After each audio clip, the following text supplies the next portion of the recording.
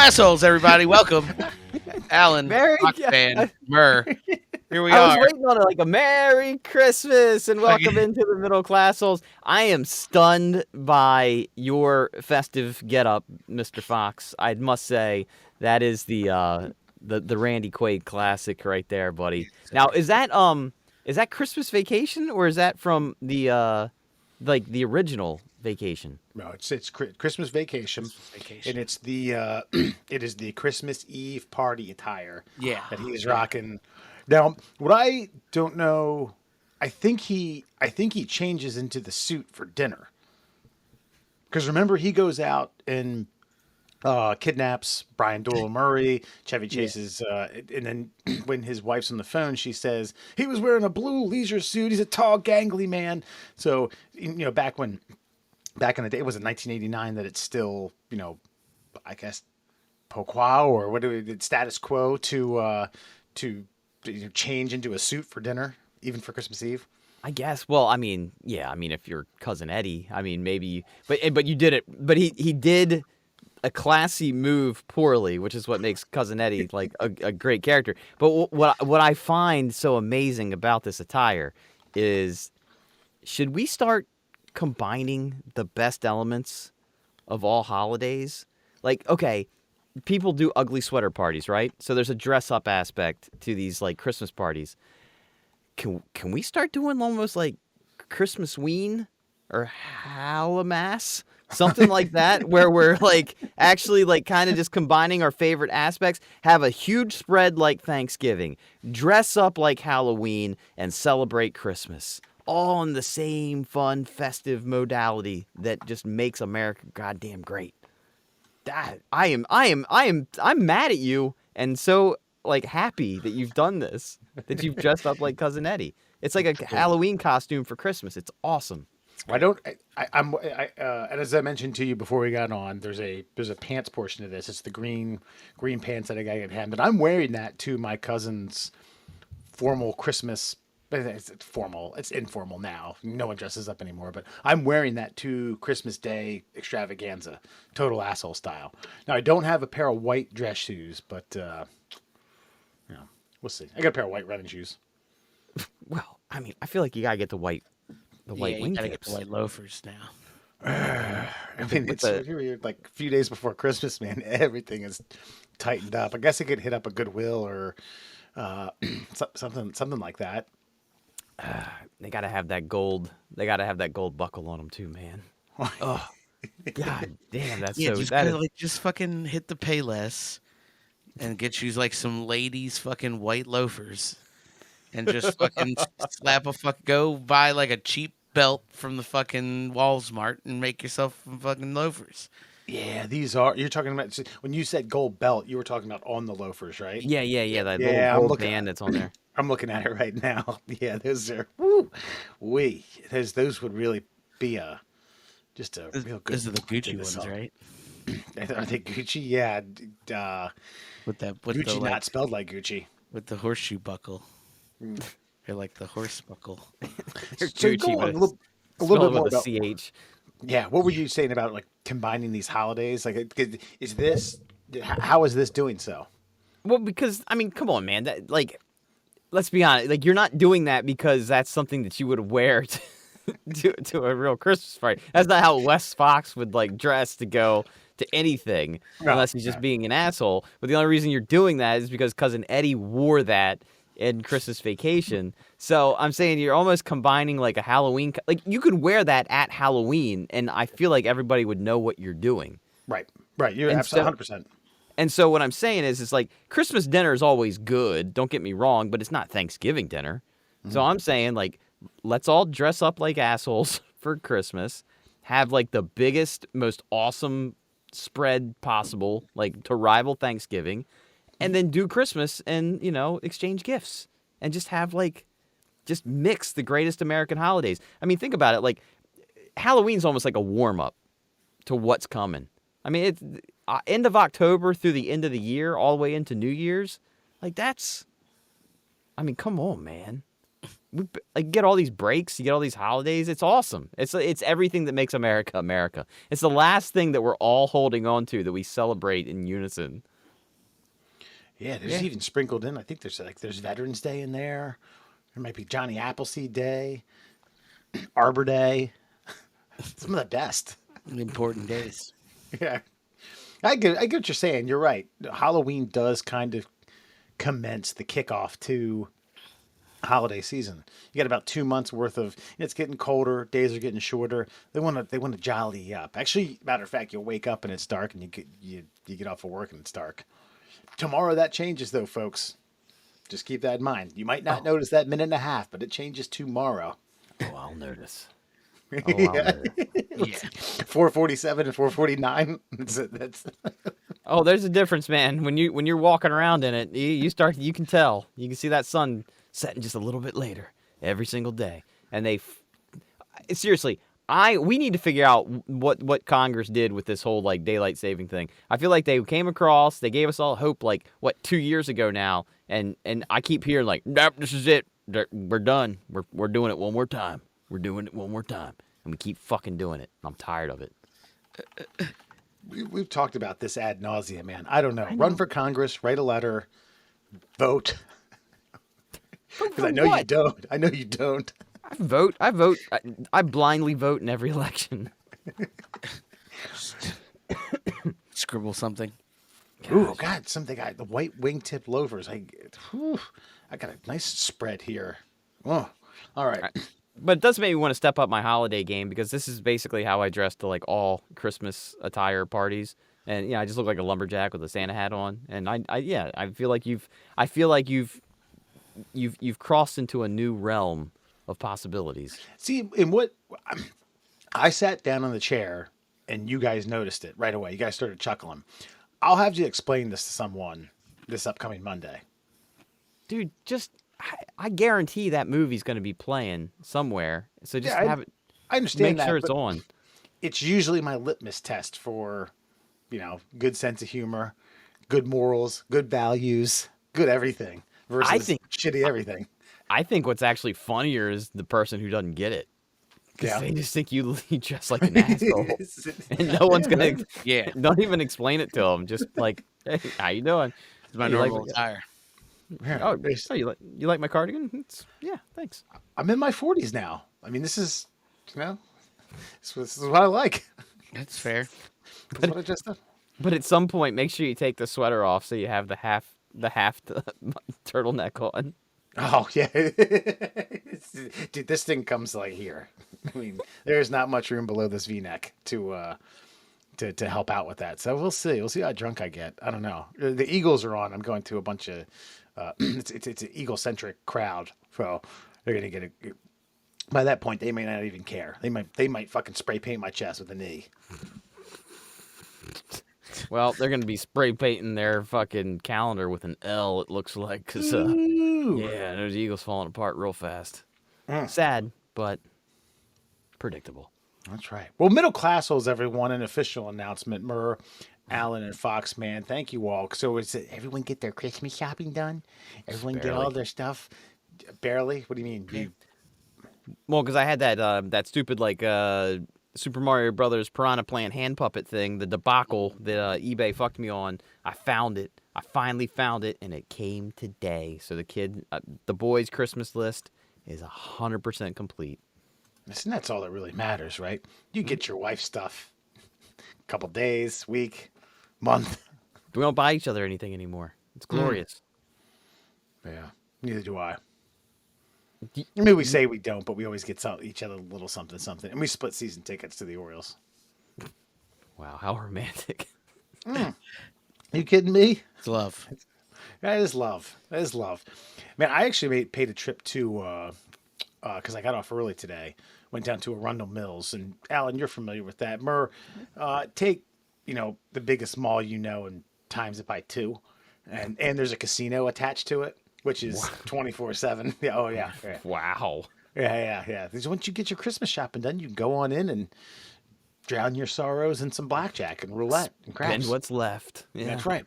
And it was, this was This was like parking at the fucking like a quarter mile away from the nearest entrance. The Bass Pro Shop area was just you couldn't it was just a sea of cars.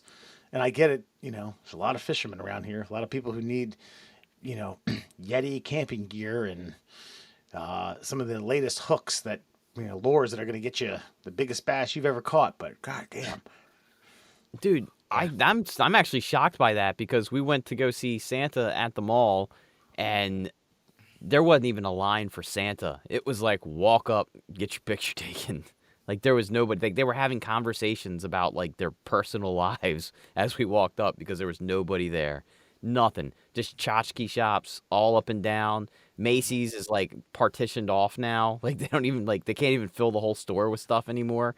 The saddest thing in the universe is apparently Toys R Us and Macy's have now combined. And so now there's a Toys R Us section in Macy's, and it's pathetic. It's terrible. So when they had a guy out there like flagging traffic, but it wasn't to show you where to park. It was just to beg you to come to the stores. Please, we do have things. Come look at them. You don't have to buy them. Just come look. We're trying to keep the lease open. Malls are dead, man. Malls are dead. You're right. Does that mean, if malls are dead, does that mean the Salvation Army's dead, or they just plant them out in front of grocery Walmart. stores? Walmart. Yeah, they just got Walmarts now. And Okay. did you know that they now accept credit card donations? Damn. For years, I was able to be like, sorry, man, I don't have cash. I just got my card. And it's like, that's all right. Maybe next time. And then now it's like, sorry, buddy, I don't have cash. I just have my card. And it's like, oh, I've got a Square. Like, fuck you. It's got a Square and an iPhone. You can just whoop, swipe it and give whatever you want. And then, and before it was like you could curl $1 up and just there you go. And it seemed like you were being, nice and generous. And now they know exactly how cheap you are because you have to type it into their phone. Were you? Let me backtrack a minute. Did you say? Was it you that was saying, "Sorry, man, I'll get you next time," or were you saying that was the Salvation Army guy ringing the bell said that? He said, "Oh, you can get me next time." Yeah, Because I was like, no, I don't have but any cash. He didn't say it. You didn't say it like that. You said, "Get you next time."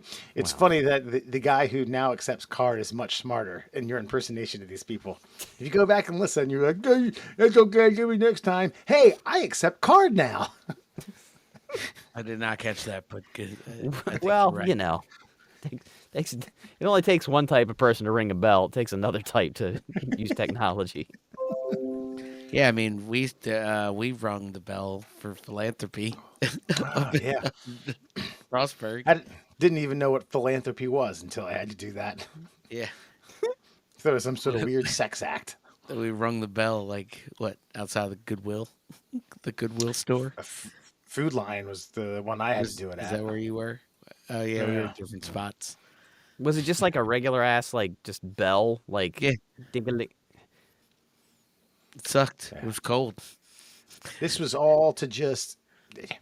We thought that the fraternity that Alan and I were both in at the great old, beautiful, wonderful, amazing, academic centric university known as Frostburg State.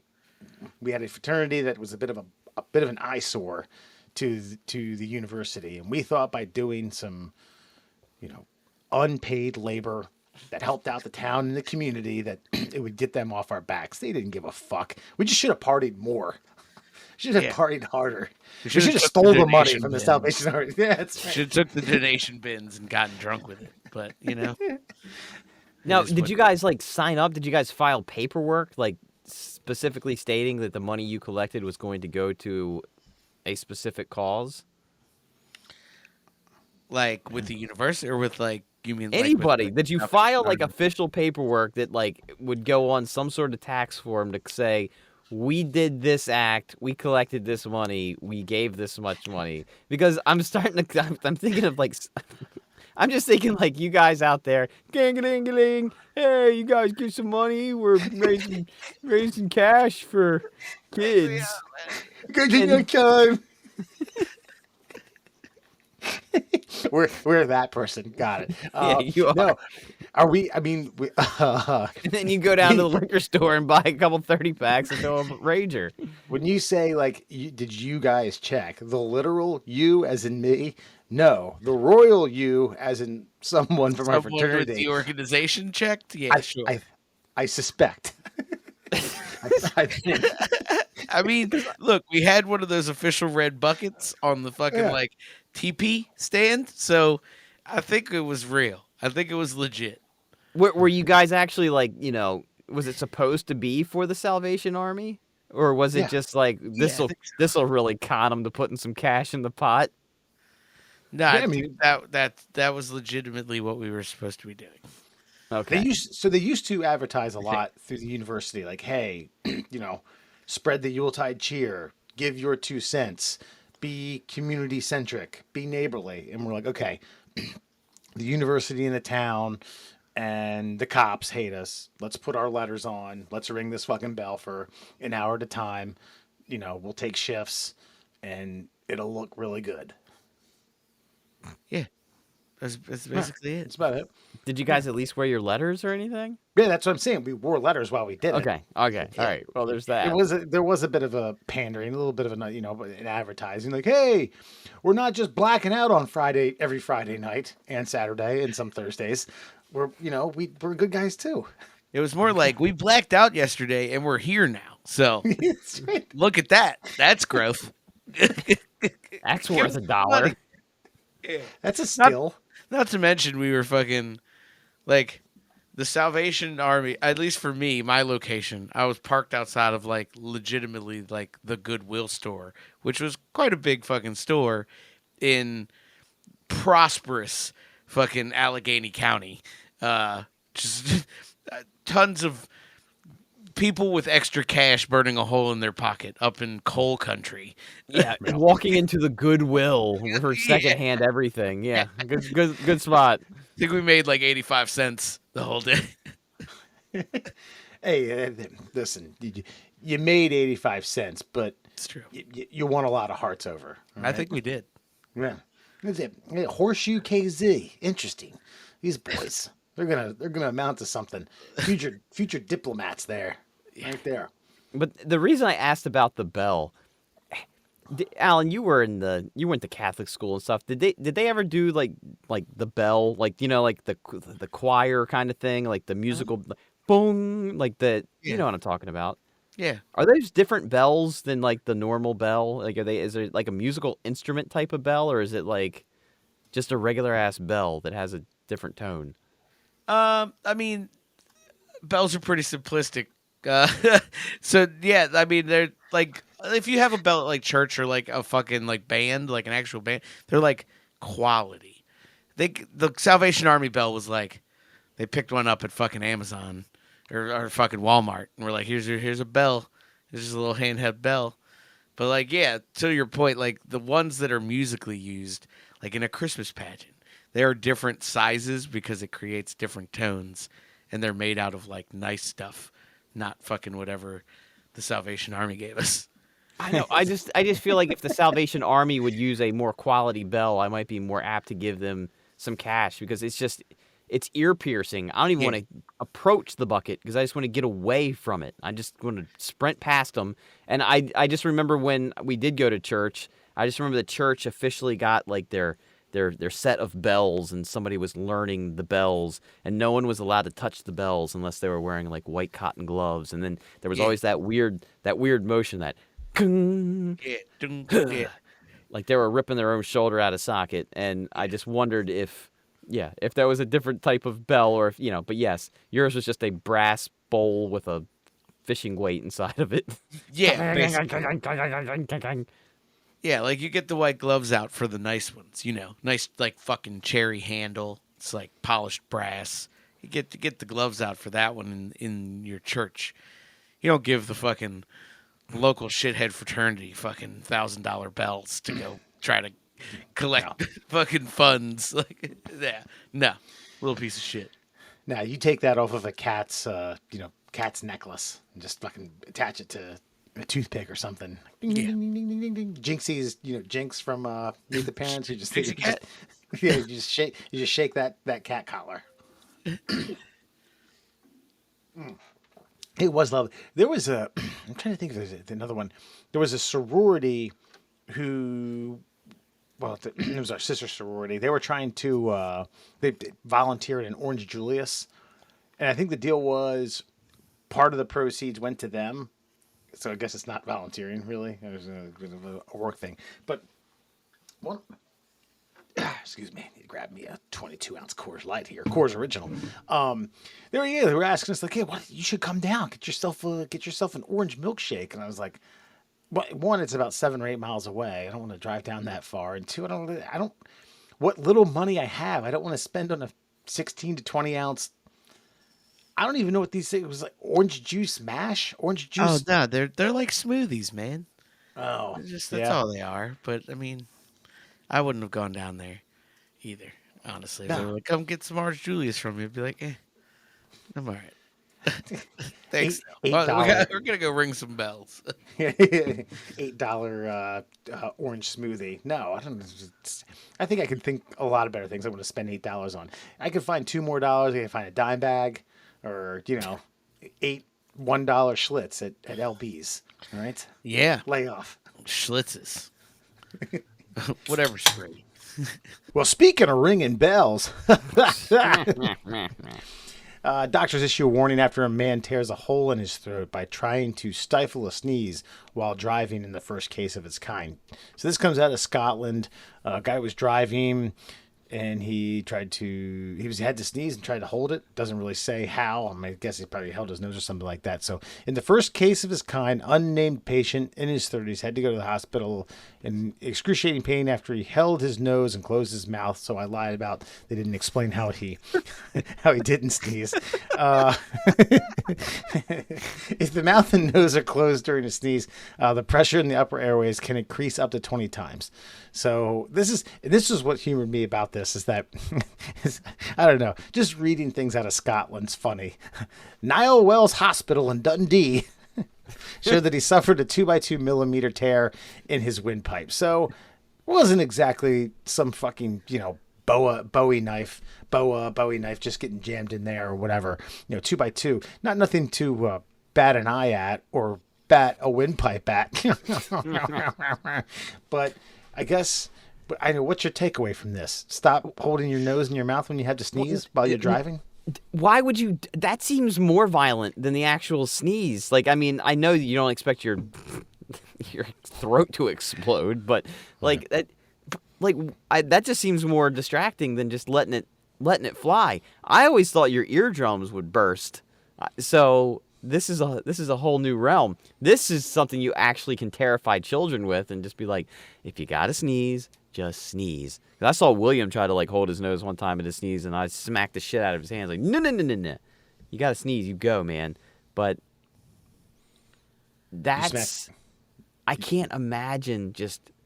He's 30. I thought he'd be 90, and his skin would be paper thin, and you know what I mean? This is a guy who's got robust sinew, and it just blasted through the front of his fucking larynx. That's wild.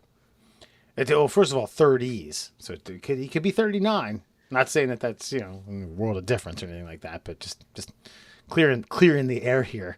The other thing I've heard of, it's just instances where guys who have pulled back muscles from sneezing too hard. I heard someone cracked a rib once. Yeah, you can do that. I mean, especially coughing, a really good coughing fit. There was actually this story a few weeks ago that there was some strain of flu that was causing coughing fits, and people were breaking ribs, coughing too hard. I mean, I feel like you gotta have some good muscles in the old titty realm to crack your own ribs. Yeah. Do you foresee if this guy has to sneeze again? What do you think he does, Alan? Just. I'd be almost petrified to sneeze again in general. Period. I'd be like, I just plug my nostrils and hope for the best. I just breathe through my mouth now. Fucking hopefully I'd never have to sneeze ever again in my life. I'd be fucking terrified. It'd be awful. Well, I've always wondered what happens if so you're driving and you're sneezing, right? And let's say you do cause an accident.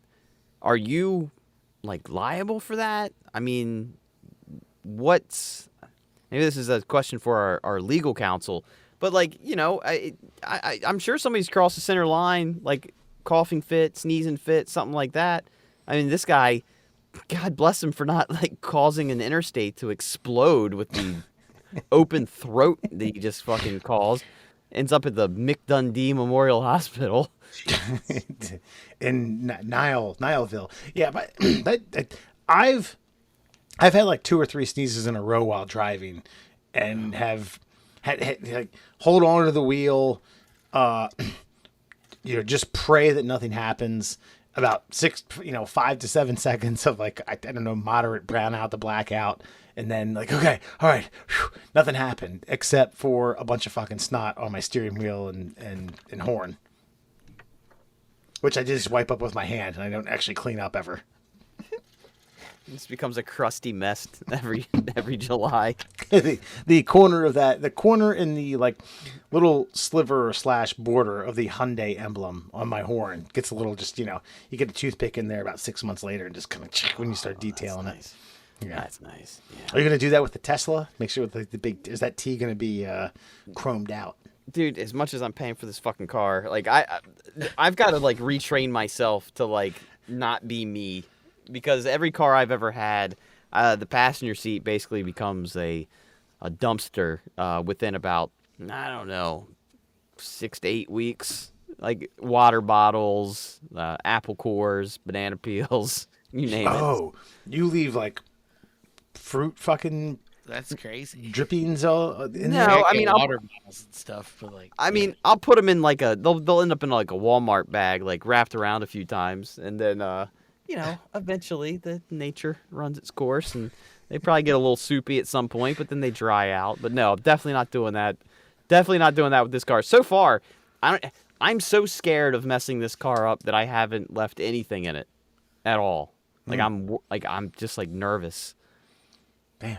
Next time your kid has a sneeze, you better tell him to hold that shit.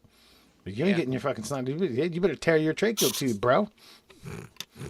Sure. What is the worst weird injury you've ever had? Like, I know you broke your leg years ago, but Yeah, I broke my leg playing soccer. So weird. just saying, it's an injury, dick face.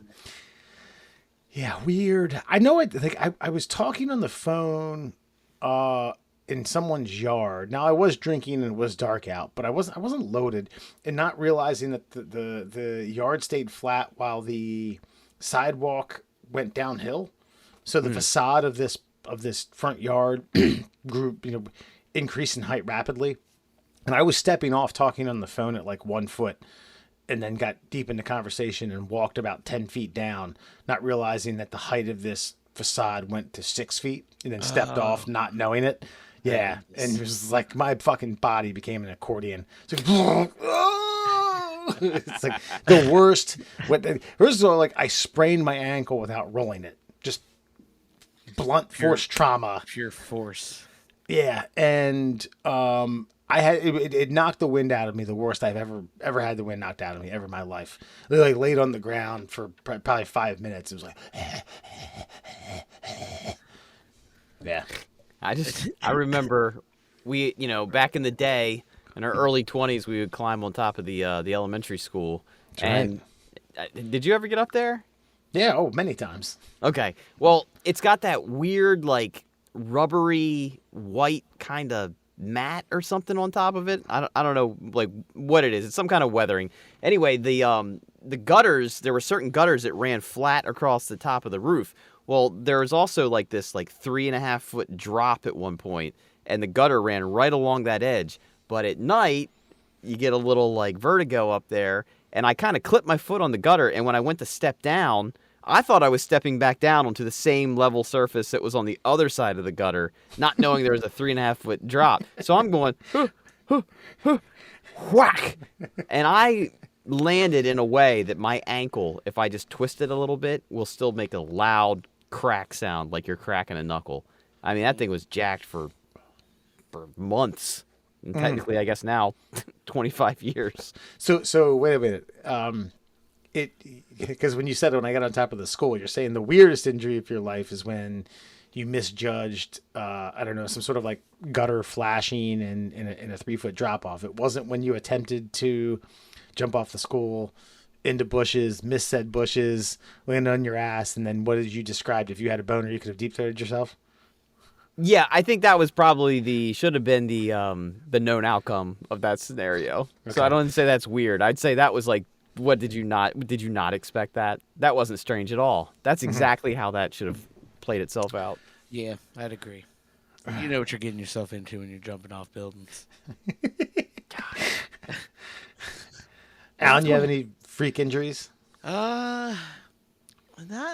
I've been lucky. I've never broken a. Well, that's a lie. I'm gonna tell a story that maybe is my only broken bone. That's never been medically confirmed, but it's still an issue to this day. Fucking in high school, we had the one-piece desks, as you do. You know what I mean, with the chairs and yeah, like the old school shit. And so, I went to an all-boys high school. If you hadn't picked up on that over the course of listening to us, and fucking, I remember I went into fucking history class. I was probably like, I might have been freshman or sophomore, and fucking my buddy, motherfucking John Mulholland, this son of a bitch. I haven't talked to that guy probably since like 2 years after I graduated high school. Dickbag, like I went to go sit down, and he just pulled the desk out, and I sat flat on my fucking tailbone, and like to this day, like if I'm sitting in the wrong fucking like wet like shape for too long, like I just get a ache in my fucking tailbone. Like I definitely cracked my coccyx and fucking just was 13 and was like, I'm fine. Like I'm good to go. But yeah, other than that, nothing really crazy that really comes to mind. I'm trying to think. Hey, what did we say?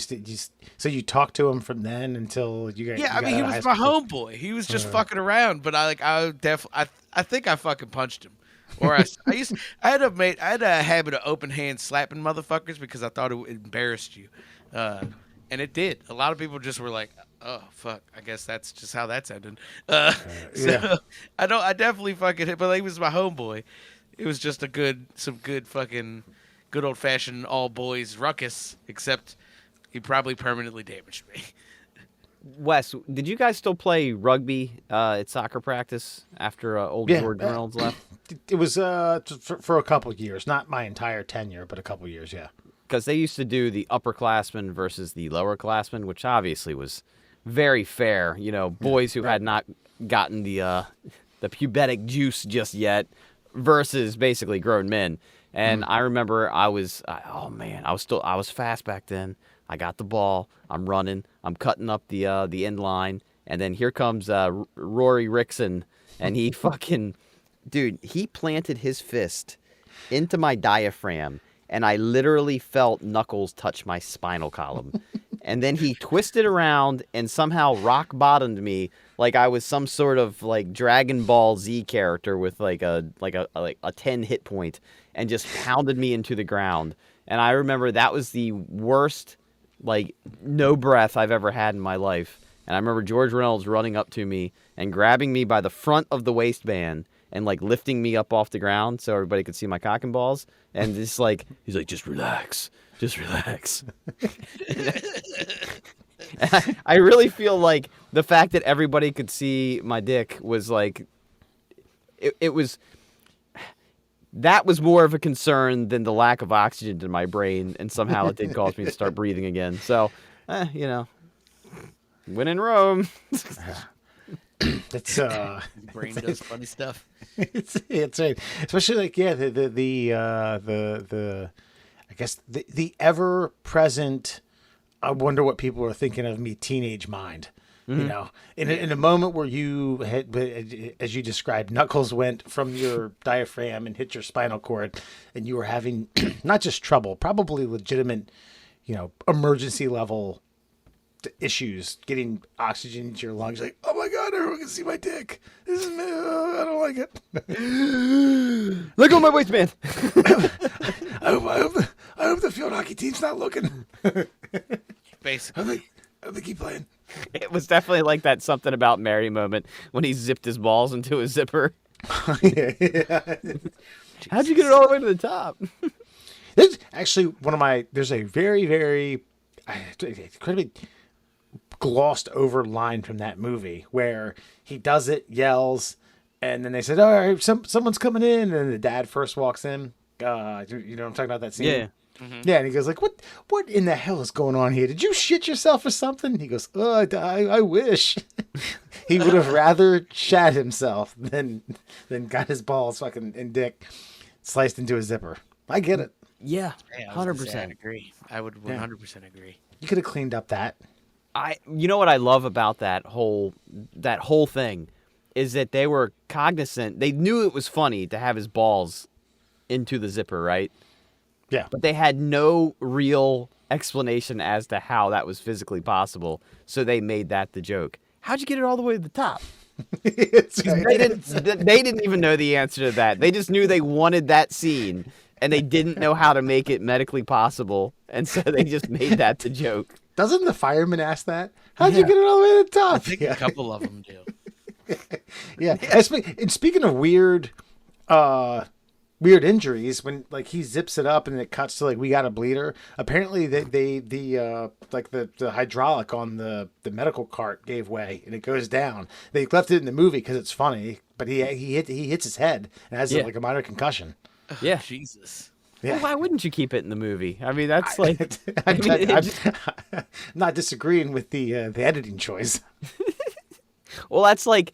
And not to change subjects to serious, but like in Django Unchained, is it Django? Like where DiCaprio is like the plantation guy, and Yeah. he like Yeah, he that's slams Django. the glass down, and like legit like gets himself like a 4-stitch cut in his hand, and he just kept going, and it was just like everybody was just like, "Fuck! If he's gonna keep going, we better not break character." And DiCaprio just starts wrapping his hand in a napkin, just keeps talking. just And that's keeps the scene going. they use. Yep. I love that. There you go. That's for There you you. go. There it is. Have you ever done that, by the way? Nip the sack with a zipper. I want to say once or twice. I think like I learned pretty quick that you better be a little more careful. I think he was like 13, 14. And I'm like, okay, done peeing. Ooh, okay. All right, that's enough. No, I never.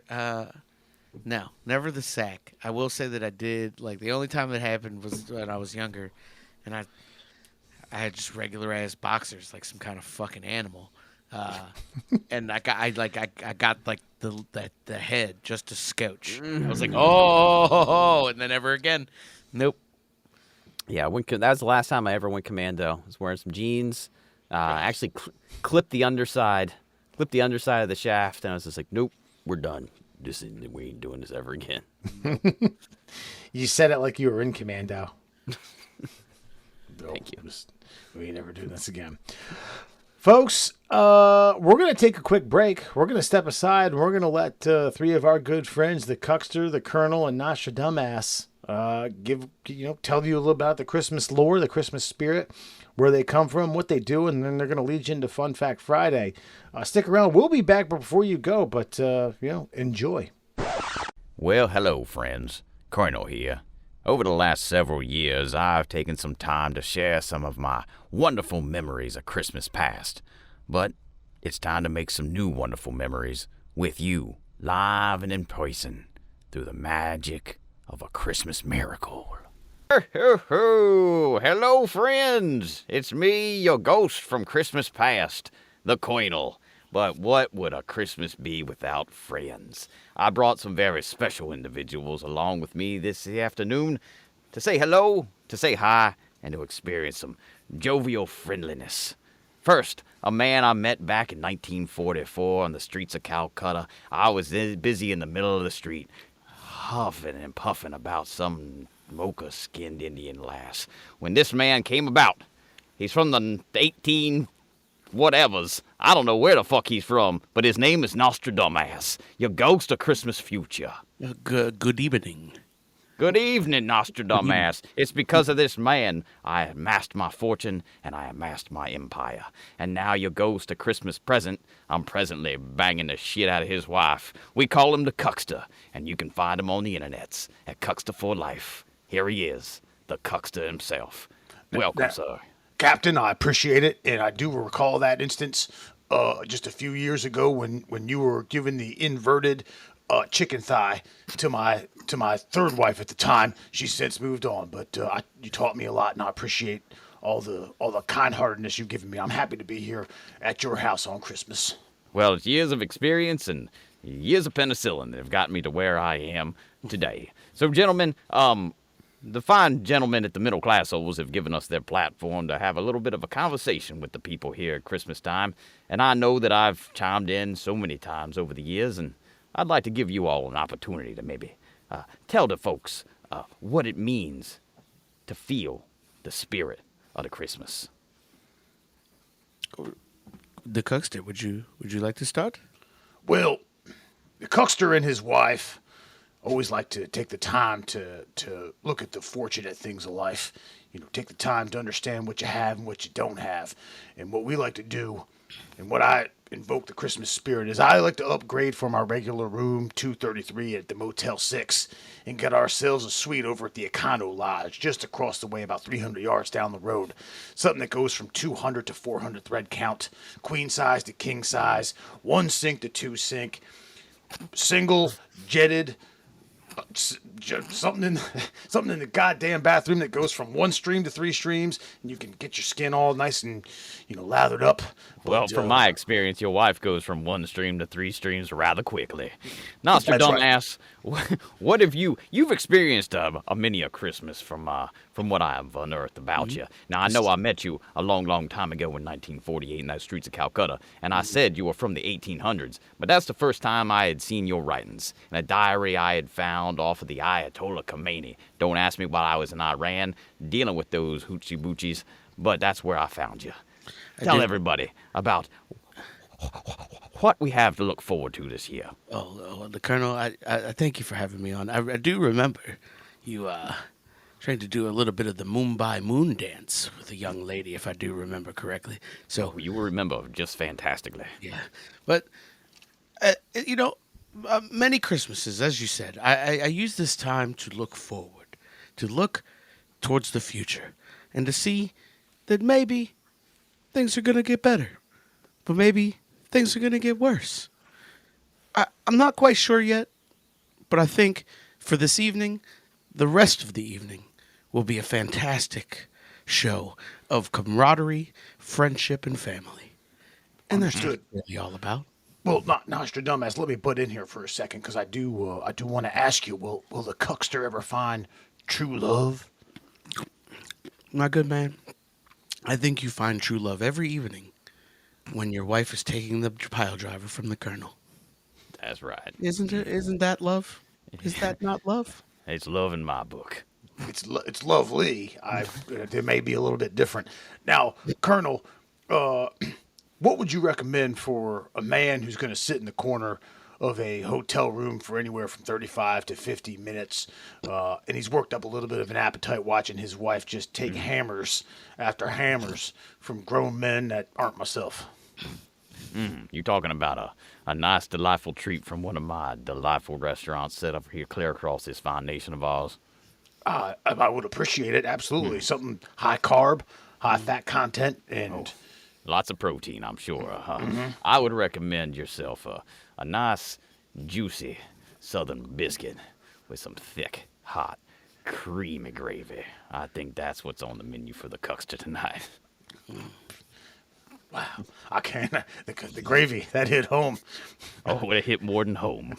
It hit a chin and maybe a nipple, a thigh, and one time waywardly right in my eye. I don't think the biscuits will be the only thing getting gravy this evening, Cuckster. No, and maybe a nice juicy thigh. The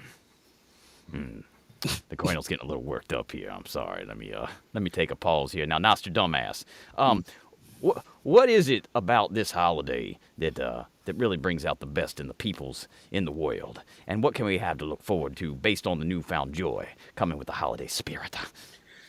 Well, my good friend the Colonel, it's truly just a special season.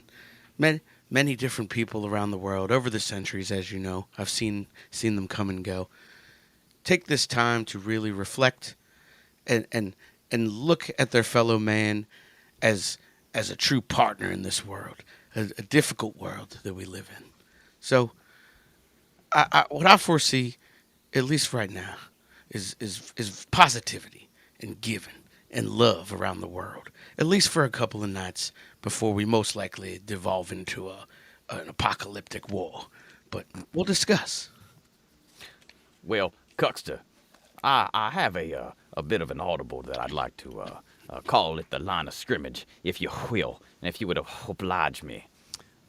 I've stolen these 5 fun facts from that little fucker who likes to look like a tinker toy, if you know what I mean by tinker. And I don't know if that's the politically correct phrase these days, but a tinker he does look. The I bald do, one with the Sergeant. hat. I know which one you're talking about. And I was wondering if you would oblige me in parlaying this into a Fun Fact Friday. Sergeant, anything you want, let fire away. Let's get to it. This, of course, Fun Fact Friday is being brought to you by our good friend who joins us right now. He is the Cuxter for life on the Instagram. And now it is officially time for 5 fun facts for you fuckers on a Friday.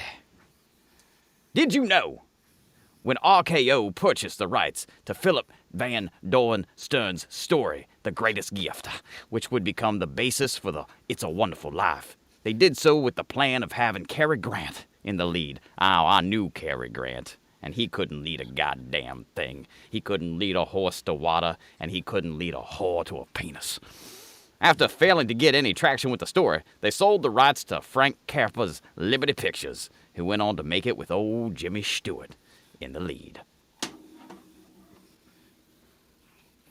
You know, I always think, and that I've seen It's a Wonderful Life one time, and it absolutely disgusts me because everyone gets what they want at the end. Everyone has their hearts filled with love and joy, and everything turns out okay. And that's not the way the world is, and that's not the way the Cuxter lives. So, no Jimmy Stewart, Robert Page, Jimmy Plant, Jimmy Superfly Snooker. I don't give a goddamn who showed up in that movie. I should care who shows up at room 233 at the Motel 6 at 8 p.m. Cook o'clock. That's an interesting take on the world here. You see, the Nostradamus made a hell of a fortune being a fortune teller for centuries. Is that not correct, Nostradamus? Well, that's very true, friend. That's very true, my friend. But you know, I used to know the pimp that used to provide Cary Grant many of his ladies of the evening, and might I even say a boy of the evening from time That's to why time. I was always under the impression that he was a tinker toy himself. And you know, he did pretty well for himself. That pimp. He's a good friend of mine. And as far as I'm concerned, I mean, I made a hell of a living frying up a chicken or two in the old back of a gas station. Parlayed that straight into a multi-million-dollar franchise there, Cuxter. So, a chin up, like your wife. Maybe Yep. the world will look up to you. Well, for my wife, it's chins up, but I understand the gesture.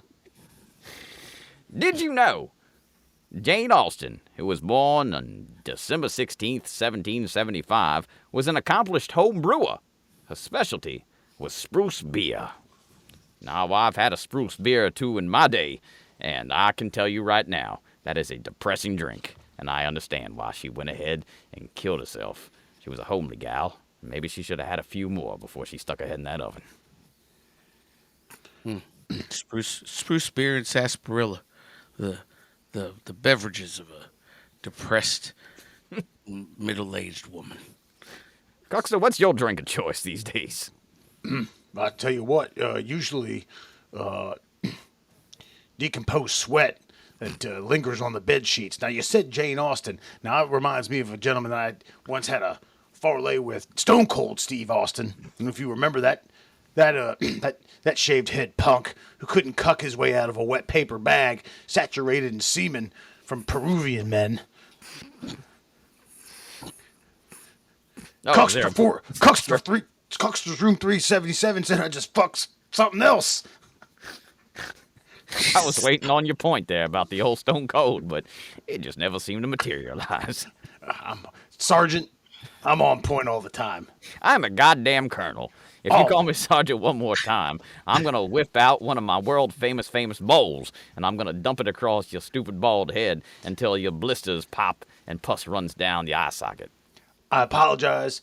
I had a long-standing feud with a gentleman named Sergeant Slaughter, and you kind of remind me of him. Now, the only slaughtering that happens these days is slaughter her, and by her I mean my wife, in the motel room, of course. Well, apology accepted. Did you know the iconic ticking of the 60-minute stopwatch was successfully trademarked by CBS? Those goddamn fools. What kind of world do we live in where you can trademark a goddamn ticking of a clock? It's a world that I kind of want to live in personally. You know, I foresaw money taking over the world, and if you can't buy the ticking of a clock or the sound of yourself breathing and monetize it, then what's the point? Well, I bought happiness. It's achievable. That's exactly. That's How why about you, Gusta? I go to KFC every day. When you say network television like this, I can't help but think of NBC because they trademarked the peacock, and cock is the word that I usually cue in on when I think about that. Well, if you're asking me, I think if you're asking me, I think your wife should trademark P because she sure takes a lot of it. That's right. We usually don't dabble in wet work, but when in Motel 6.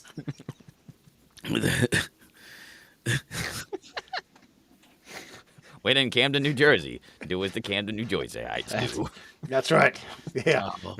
When there's such a thing in these podunk towns known as Motel 6 miles, it doesn't happen too often. I heard the Motel 6 reward points are beg bugs. Is that true, right. mister? It's like a punch card at a soft serve ice cream machine. Did you know? Could bubble wrap cushion a fall? Well, while we don't recommend you test it, one theory says maybe. In 2011, Wired crunched the numbers and estimated that one needed 39 layers of bubble wrap in order to survive a fall out of a 6-story window. Now, I do know in the early days of the franchising, we had a lot of mailers going out and lots of bubble wrap hanging around the shops, and I needed to see if old David Thomas could survive a fall from the 3rd-story window of my establishment. So I did, in fact, wrap him in 3 rolls of bubble tape. He broke 14 ribs. He only have 12, but he somehow managed. But he was okay and lived to tell another day.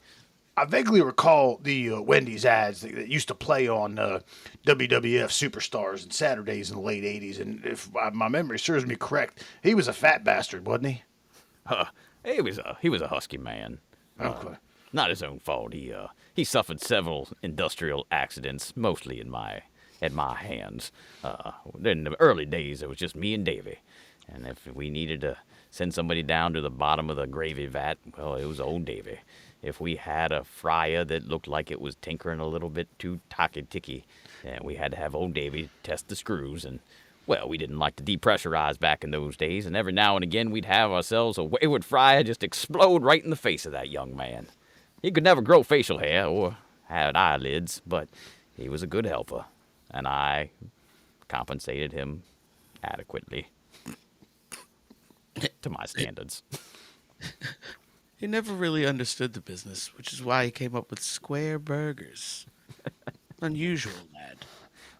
Well, he lost his ability to see shape, and that's really where this came from. He was what you might call autistic by today's standards, but it wasn't genetic. It was mainly due to what you might call the CTE by today's scientific methods. Yes. Yes, it's we used to call it the brain scramblies. I understand. Matter of fact, there were two gentlemen that I wrestled with back in the day, the Bushwhackers, Butch and Luke. I understand what you're saying. The case of the stupid brains really paid into their characters really well. Speaking of bushwhackers, where's your wife gonna be in about 45 minutes? 45 minutes, I'd say right now. Oh, maybe polishing off a couple of those fingerlings that we got from the stamps that you gave us. You know, the buy one, get one free over at the KFC Taco Bell combo. Oh. Now, I like to mix the two, especially when I'm in the corner. Whoo-wee. A little bit of country fried gravy with the fingerling dipped in, and a soft taco with ultra hot sauce. The Cuckster runs wild at that point. And finally, did you know 14 years after rolling up to Clark Griswold's house in a rundown old RV in 1989's National Lampoon's Christmas Vacation, Cousin Eddie, Randy Quaid, got a seasonal saga of his own with the made-for-TV Christmas Vacation 2, Cousin Eddie's Island Adventure, which premiered on this day 20 years ago. I had no goddamn idea that Randy Quaid was able to successfully get himself a sequel to a tried and true American classic. I've foretold a lot of things, but I never would have seen that coming. By the way, Nostradamus, what is Randy Quaid up to on this particular day? Where is he and why? Looking in my mind's eye, I believe he is emptying a shitter that is full. It's my understanding. I don't really know what that means in modern terms, but that's what I'm seeing. Now, Cuckster. Thank you for paying such astute attention. Sorry, I was thinking about the pageantry of a Cousin Eddie movie. Have you even had? I know that you have a deep knowledge of very rare and random films and actors. Were you even aware that there was a Christmas Vacation Part D starring the one and only Randy Quaid? Well, let me tell you something.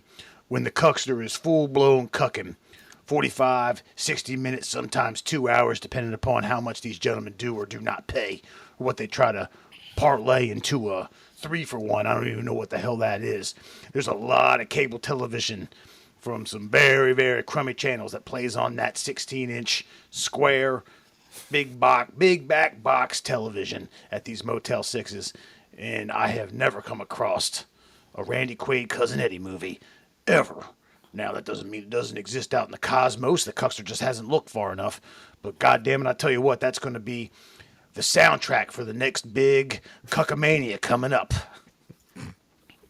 Well, and that officially concludes our Fun Fact Friday. But before we conclude this adventure that we're going on together as a part of the spirit of Christmas, I believe that me and the Cuckster have a few questions for you, Nostradamus. I believe it have to do with us and our particular futures. And Cuckster, I would like to start with you. That's right. Well, I asked you earlier, Nostradamus, about will the Cuckster ever find love? But let me get a little more broad. Let me get a little more big. Let me get a little more python-y for you. Let me get a little more saying your prayers to the big man up top about your wife orgasming over and over again, eating your vitamins, mainly the blue pills, and something else. I don't even remember. I think smoke my cigarettes after my wife has had sex. What is the future of cucking? Is it the status quo for the next year, or is it bigger and better cucks around the world? I think the promise of cucking in the future is extremely promising.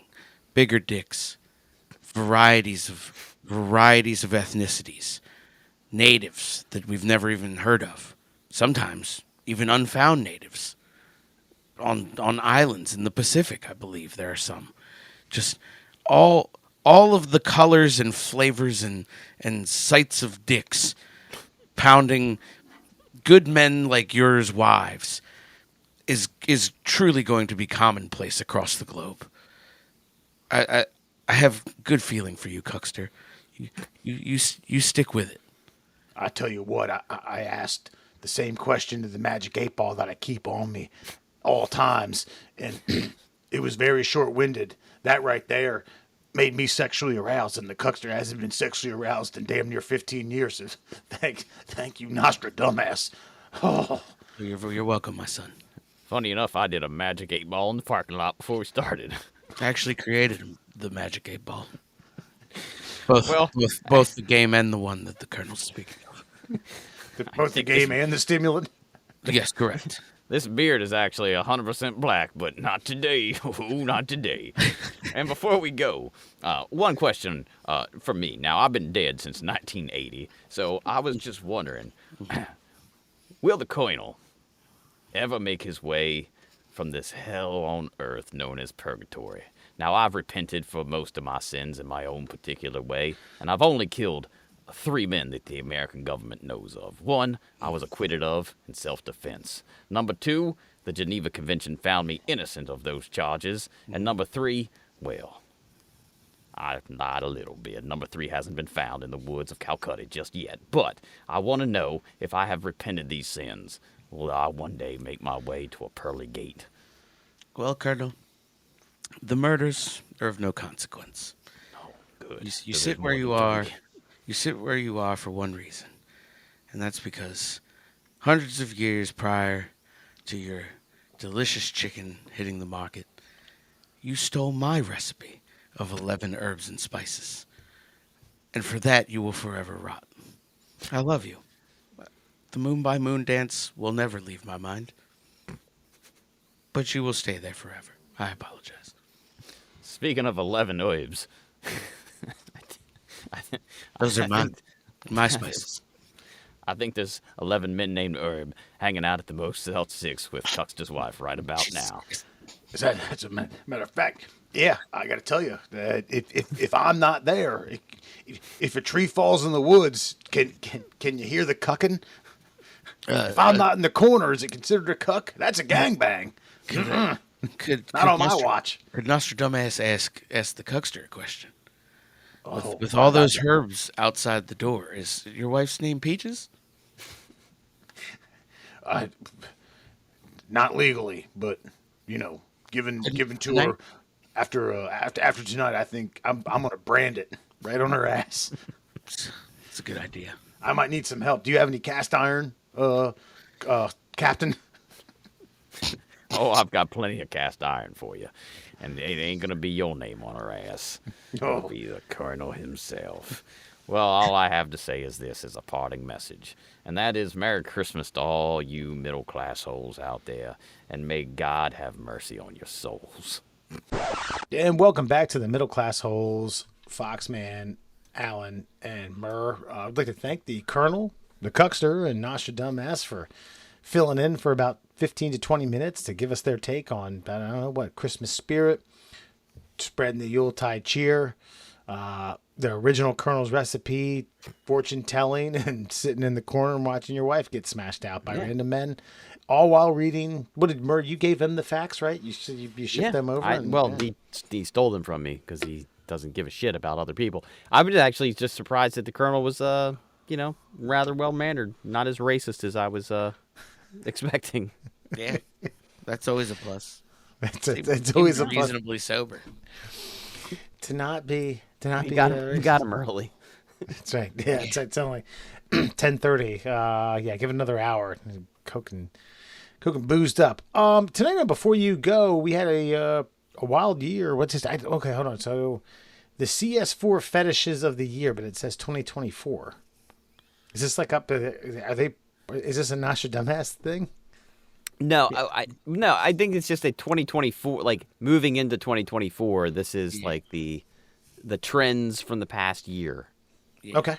So, and by the way, CS4 is clips for sale.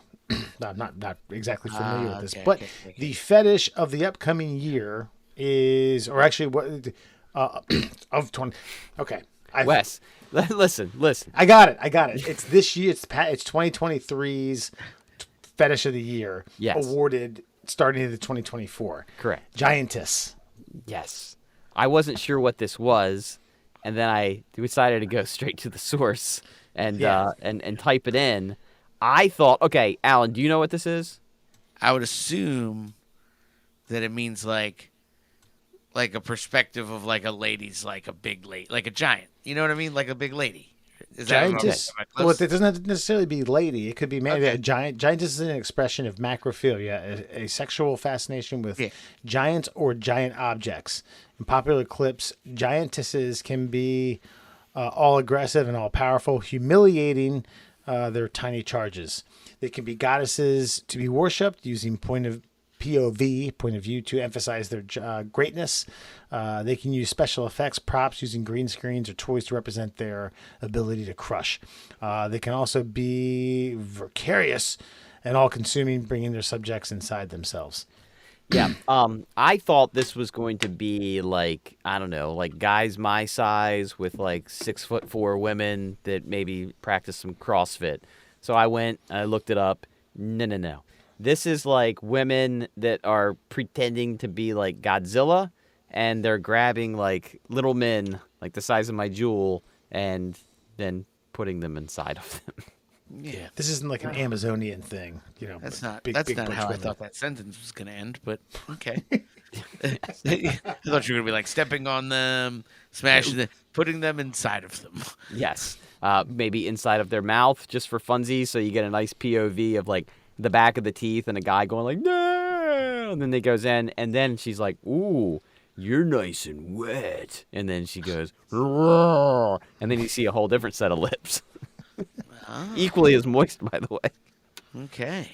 Interesting. Fetish of the year, Alan. Your thoughts? Weird. And I'm a short guy. I mean, maybe this appeals to me, but it doesn't. I don't like it. No, you won't like it, and if you do look it up, it is no. Sometimes with these like fetishes, you're like, okay, I can see how somebody's into that. I can't see how anybody's into this. Not for like for entertainment purposes, potentially, but for the purposes that they're intended on a pornographic website, not doing anything for me. Like, I'm not going to look. I'm not going to say, again, I'm a short guy, and I've been known, to find a nice, taller lady something of a conquest. Very attractive to me. It's fine. It's just psychological for me. But I ain't going this far. I don't want to be swallowed or eaten or stepped on. That sounds fucking. Oh, I mean, I want to be swallowed, but not that way. So it's different. So yeah, this isn't for me. This is kind of weird. Yeah. I'll have to check it out. I've definitely seen, I think, the word on the P Hub, but I just haven't checked it out because I was like, doesn't seem to interest me. Well, So, there's we'll find- definitely different. How shall we say this? Different budgets. I believe it. And the lower budget films are they hope they paid those ladies quite a bit. I mean, we're talking like she's like pretending like a GI Joe is a real person and just like talk, I'm going to put you where you don't belong, and then it's, oh my god, okay, and then they cut to the guy's face, and then it's just, look, bottom line is like, porn ain't hard, man. Just naked, film it, done. Yeah. 1,000 views. That's in a why it's minute. the fetish of the year. The runner-up was gooning, Gooning. Gooning? Yeah, few fetishes represent the modern condition more than gooning, where constant engagement with their screens and endless access to porn meld into a telephonic fetish that's equal parts celebration and degradation. Gooning, let's see here. That's a lot of 25-cent words. Yeah, you just said a Yeah. lot of shit that still doesn't tell me what that means. Yeah, it doesn't. I don't get an I'm good. actual. That's it. It's actually good. Well, the next one is dollification. While you're waiting on gooning, or do you want to wait? No, I mean, you can go. Dollification is the flip side of giantess. Is dollification the dominant kink where you can theoretically be a puppet master, but as the film Barbie showed audiences, the perfect doll is never fully under your control. So it's What Gen Zer fucking wrote this article? God.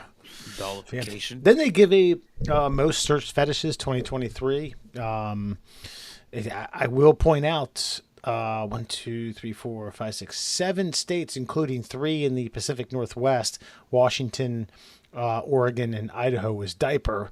That also includes Colorado, Nebraska, was that Kentucky, and Ohio. Right next to Ohio, to the left of it, the great state of Indiana is the only one that had fart. That seems like, Get this. Go ahead. that just seems like a regional thing, like, where all the corn and cheese is. Like, Yeah. they're into that kind of shit. I will say Giantess is all, I mean, California, Nevada, Utah, Arizona, Texas, Arkansas. What state is that? I think that's Kansas, I'm pretty sure. But get this. All right. South Dakota, yoga pants. That's not fetish. That's normal. That's no. I mean, how's that fetish? Like, there's not a man alive who doesn't like to see a good ass in yoga pants. Yeah, but I think you're thinking of it like wrong. Like you gotta think of it as in a dirtier way. Like yeah, we all like fucking seeing asses in yoga pants. It's just, I mean, you could substitute yoga pants for fucking really tight jeans or really tight any pant. It's just Yeah. fucking pant. But like these guys sexualize the pant. You know what I'm saying? Like I don't see yoga pants and I'm like, oh, I'd love to fucking touch them panted fucking cheeks. You know what I No, mean? I'm just like, look at the present. Thank you for that presentation, lady. Appreciate it. Are you talking about like on a hanger? Like they're just like into the pant? No, well, maybe. I think that's probably not that far fucking off, honestly. Now that you posit it, but like you ever seen? Yeah, all right. I'm sure we've seen some pornography where like some fucking dickbag porn star like she's in jeans and instead of taking the jeans off, he just like rips a pussy hole. And like, you know what I'm saying? Yeah, That's what I'm saying. Like that. No, that's probably what we're getting at. Like, That's it's like fair. a fake yoga scene, and like stepmom's doing yoga because everything's fucking stepmom now, and then fucking stepson comes in, it's like, fuck, give me that. And Yeah. then No. just- Okay. Now that I will say starts to like blur the lines between just like normal like male thought process and a little bit of fetish, but that's not that weird. I mean, you're going from like seeing like an apple bottom ass to like I'm a skyscraper. I'm going to dip you in maple syrup and put you inside me. That's that to me that's just worlds apart. Well, see, yeah, but like I think you got to keep in mind is like a fetish is a fetish. It doesn't have to be weird. It's just a fetish. Like, you know what I mean? What if you like really like you prefer blowjobs to fucking? That's your fetish. Or like, you know what I'm saying? Like it's not necessarily Yeah. weird. It's just that that's your thing. Like I think, get it. You can't think of a fetish as being necessarily always like strange.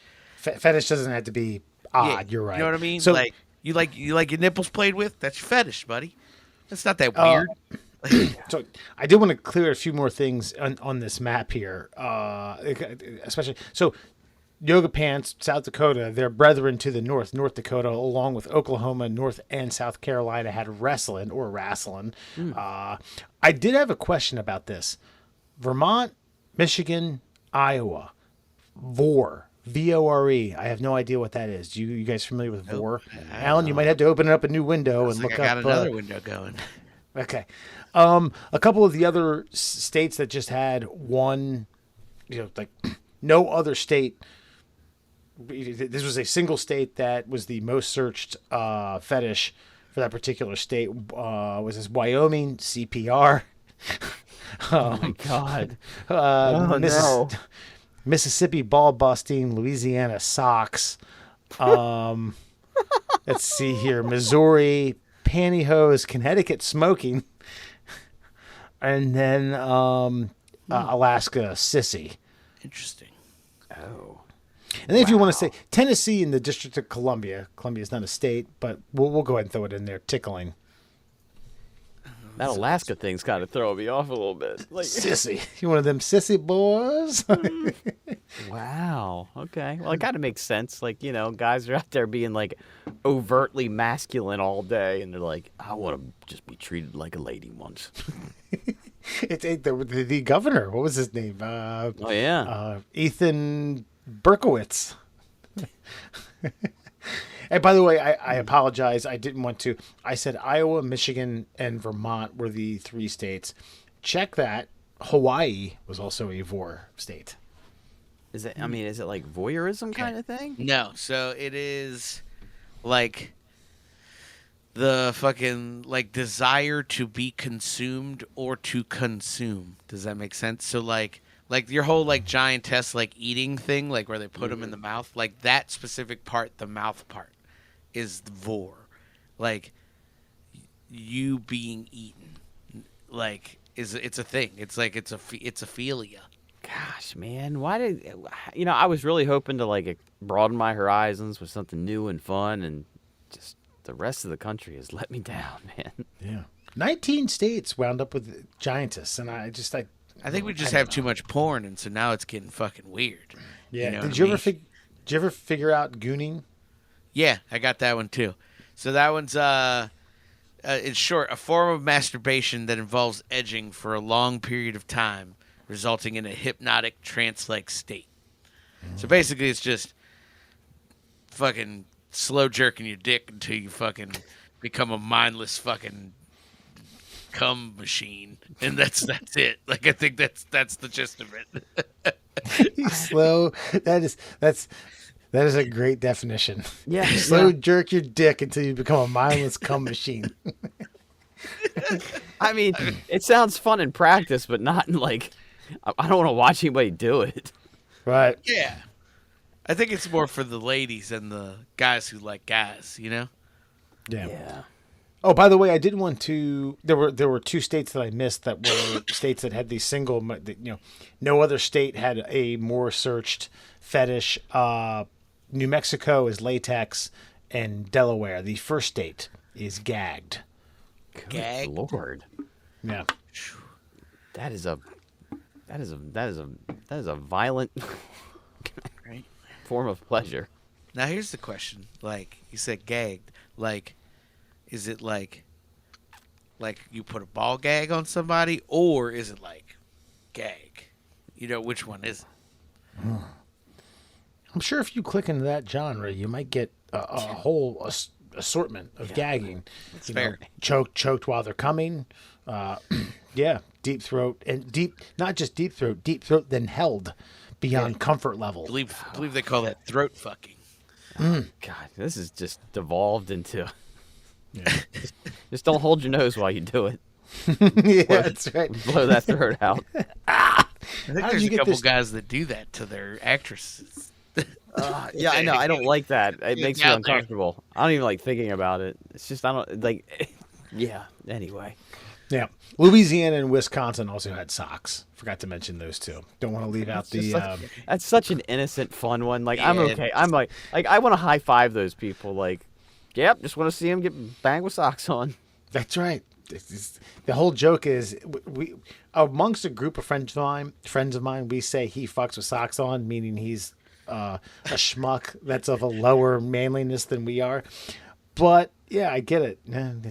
Just leave those old cotton swabs on while you're getting it in. Look, man, sometimes you need traction. I suppose. Sometimes it's chilly in the room. I don't wear socks. Don't want to spoil the mood with a little ice cube on the thigh. That's right. That's right. Well, check it out. C4S. I don't really know how reputable this source is, but it's what we're going with tonight. It's what creates clicks and what creates giants, and whatever. Alan, tell all the giantesses and the diapers and the farts and the gaggers and the ball busters where you can find the middle class holes. Check us out in all of your favorite fetishes. Basically, us performing gooning and vor and giantess at clipsforsale.com. That's www.clips4sale.com. Then look us up, Middle Class Holes. We got a new page, guys. Content for everyone. But if you want to keep it fucking PG, check us out at MDO Class Holes on Instagram and Twitter, the Middle Class Holes on Facebook, TikTok, Grindr, Hinge, Bumble. Is that still a thing? We're fucking MySpace. Check us out. And, of course, for your listening pleasures, Please check us out. Google Podcasts, Apple Podcasts, Spotify. We should get on something else. I don't know. It just feels right. I feel like I need another one. Put us on You Tidal. need something to add to that? Yeah, put us on fucking. I don't know. In there, hey Murr, what's the MAGA fucking podcast platform? Just find it. Get us on there. No. I thought it was like Rumble or something. Now Might it's be. X, right? Get us on Truth Social Podcast. Or whatever. Yeah. That's still a thing? Get us on not fake news podcasts. Yeah. Right. Get us on Steve Bannon's podcast. Let's get We were a little light on listener comments, so I'm going to carry these over to next week, which will be our New Year's extravaganza. Check us out. We have some predictions. We have some celebrity deaths. We got a whole lot of fun for you leading out to, putting 2023 in our rear view. New year, new me, 2024. Here we come. Resolutions abound. Otherwise, folks, as the Colonel told you, Merry Christmas. And from our families and extended, whatever, to yours, Merry Christmas. Be safe, whatever you do. Get drunk, be happy, get full, and have a good time. You guys have anything to say? Well, I'm ending it. See ya. Bye. Merry Christmas, everybody. Merry Christmas. Hey, I'll see you next time from the Salvation Army. I'll get you next time.